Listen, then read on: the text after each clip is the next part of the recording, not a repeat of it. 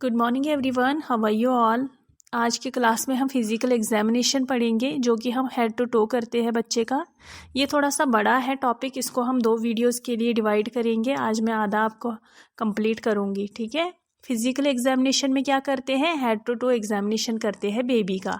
पहले हम हेड से शुरू करेंगे। जैसे कि पिछली वीडियो में मैंने आपको बताया, हेड सरकमफ्रेंस नॉर्मल कितना होता है, 33 to 35 सेंटीमीटर एट बर्थ होता है। अगर हेड सरकमफ्रेंस बिलो 33 सेंटीमीटर होगा तो उसको हम बोलते हैं माइक्रोसेफेली, ठीक है। अगर हेड सरकमफ्रेंस 35 सेंटीमीटर से ज़्यादा होगा तो उसको बोलते हैं मैक्रोसेफेली। 33 सेंटीमीटर से कम होगा तो माइक्रोसेफेली, 35 सेंटीमीटर से ज़्यादा होगा तो मैक्रोसेफेली, ठीक है।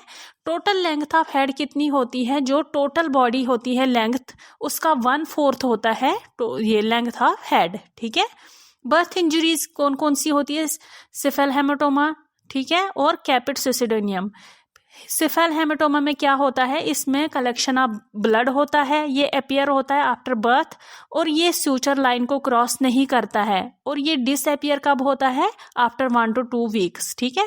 कैपिट सिसिडोनियम में क्या होता है, इसमें कलेक्शन ऑफ फ्लूइड होता है, ये एट बर्थ प्रेजेंट होता है और ये सूचर लाइन को क्रॉस करता है, और ये डिसअपियर होता है 48 to 72 आवर्स, 2 या 3 दिन से दिन में ये डिसअपियर हो जाता है।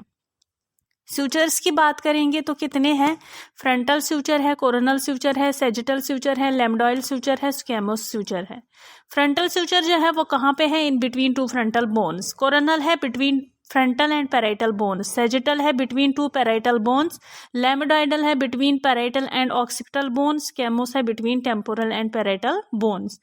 इन सूचर्स का क्लोजिंग कब होता है, 6 मंथ to 2 years, ठीक है। अगर अर्ली क्लोजिंग हो गया है सूचर का, उसको हम क्या बोलते हैं, क्रैनियोसाइनोस्टोसिस। फंटनल की बात करेंगे तो टोटल 6 फंटनल्स हैं, जिसमें हम 2 का ही ज्यादा पढ़ते हैं, इंटीरियर और पोस्टीरियर। 6 जो है वो कौन कौन सा है, anterior, posterior, sphenoid, mastoid, sagittal and parietal.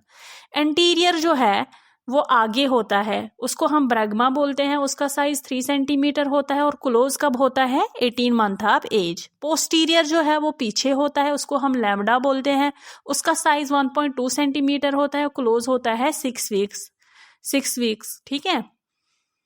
Eyes की बात करेंगे तो वो सिमेट्रिकल होती है। सिमेट्रिकल मतलब प्रेजेंट होती है, both side shape and size same होता है, ठीक है। इनर कैंथस का जो स्पेस होता है वो 2.5 सेंटीमीटर नॉर्मल है। अगर इससे ज्यादा होगा उसका स्पेस तो उसको हम बोलते हैं हाइपरटेलोरिज्म।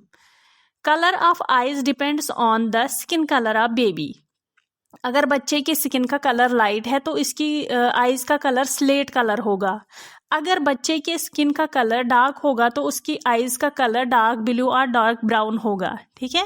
प्यूपिल साइज क्या है, in bright light size of pupil is 2 to 4 mm, dim light में 4 to 8 mm। Pupil diameter is equal shape. अगर वहां पे अनइक्वल डायमीटर ऑफ प्यूपिल देखने को मिला उसको हम बोलते हैं एन आइसोकोरिया। आईज डिस्चार्ज एब्सेंट होता है नॉर्मल बेबीज में, आई डिस्चार्ज कोई नहीं होता है नॉर्मल बेबीज में। अगर डिस्चार्ज वहां प्रेजेंट होगा that means there is an infection, उसको हम क्या बोलते हैं, ऑप्थेल्मिया नियोनेट्रम। एयर की बात करें तो एयर भी सिमेट्रिकल होते हैं, प्रेजेंट बोथ साइड्स होती है, शेप साइज सेम होता है। लोकेशन कहाँ पे होते हैं, आउटर कैंथस ऑफ आईज, वहां पे हम एक इमेजनरी प्लेन बनाते हैं ऑरिकल पिना तक, ठीक है। एबनॉर्मल कंडीशन में क्या होता है, जो ये इमेजनरी प्लेन हम बनाते हैं ये बिलो लाइन होता है, तो वो लो सेट ऑफ एयर हम बोलते हैं, इट इंडिकेट्स डाउन सिंड्रोम, ठीक है। If there will be discharge there will be infection, same है। अगर डिस्चार्ज कान से हो रहा है तो वहां पे क्या है, इन्फेक्शन है। मोस्ट कॉमन इन्फेक्शन कौन सा होता है, otitis media, one of the most reason in cleft palate. Cleft palate is most common reason for ear infection, ठीक है। इन क्लिफ्ट पैलेट इसमें क्या होता है, incomplete fusion of bony tissue of hard palate. Cleft palate में क्या होता है, incomplete fusion of bony tissue of hard palate. अब नोज की बात करेंगे तो नोज कहाँ प्रेजेंट होती है, mid line of face, flat होती है, पेटेंसी होती है, don't flare in normal. Nasal flaring is normal condition, ठीक है। abnormal condition, widening of nose और external nostrils during inspiration, it indicates, किसको indicate करता है, रेस्पिरेटरी डिस्ट्रेस सिंड्रोम को, ठीक है। Nasal flaring is abnormal condition, widening of nose और external nostrils during inspiration, it indicates respiratory distress syndrome RDS। Deviated nasal septum की बात करें, जिसको हम DNS बोलते हैं, वो कहाँ प्रेजेंट होता है? Nasal septum is present in middle part of nasal cavity, ठीक है। अगर DNS वहां पे प्रेजेंट होगा तो सेम साइड नेजल कैविटी क्या होगी? नैरो होगी, और अपोजिट साइड क्या होगी? वाइड होगी। अगर हमें वहां पे सर्जरी करनी पड़ेगी DNS की, तो उसको सर्जरी को क्या बोलते हैं? सेप्टोप्लास्टी। मोस्ट कॉमन कॉम्प्लिकेशन जिसको DNS होगा उसको क्या होता है? एपिस्टैक्सिस। एपिस्टैक्सिस मतलब नोज ब्लीडिंग, ठीक है, नाक से खून आता है। तो उसको हम क्या मैनेजमेंट देते हैं? Sitting upright position with lean forward, pinch the nose, apply ice, ठीक है। उसके बाद ओरल कैविटी की बात करेंगे तो in normal cases, normal babies, Epstein pearls होती है आर सीन, ठीक है। एपिस्टिल्स पर्ल्स हमें देखने को मिलती है। वो क्या होती है? White colour cyst present on hard palate. ये डिसअपियर होती है ऑटोमेटिकली 1 to 2 वीक्स। ये पेनलेस होती है। एबनॉर्मल कंडीशन में क्या होता है? ओरल कैविटी में white cyst on tongue and gums due to excessive growth of candida, ठीक है। It is a fungal infection known as oral thrush. ये पेनलेस होता है और ये डिसअपियर ऑटोमेटिकली नहीं होता है। इसके लिए हमें एंटी फंगल एजेंट लेना पड़ता है, ठीक है। क्लिप्ड पैलेट और क्लिप्ड लिप में आपको मैं डिफरेंस बताऊंगी। क्लिप्ड लिप जो है वो क्या होता है? Incomplete fusion of soft tissue of lip.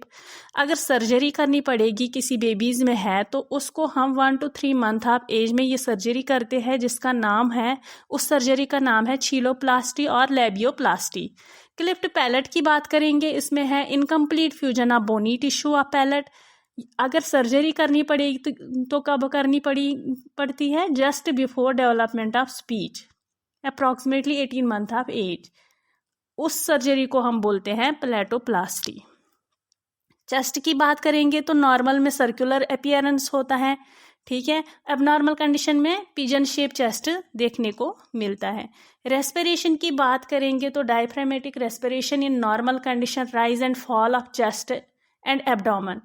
Abnormal condition में क्या होता है? सीसा रेस्पिरेशन इज सीन, उसमें राइज एंड फॉल नहीं होता है। नेक की बात करेंगे तो normally thick, short and full range of motion होता है। एबनॉर्मल कंडीशन में टॉर्टिकोलिस होते हैं, fixation of head due to spasm and rigidity of neck muscles. अगर हमें एक्सेसिव स्किन फोल्ड्स मतलब नेक पे देखने को मिले तो वो किसको इंडिकेट करता है? डाउन सिंड्रोम को।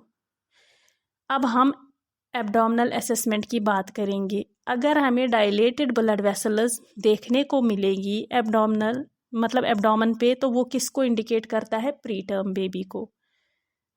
Bowel sound appears within 24 hours after birth.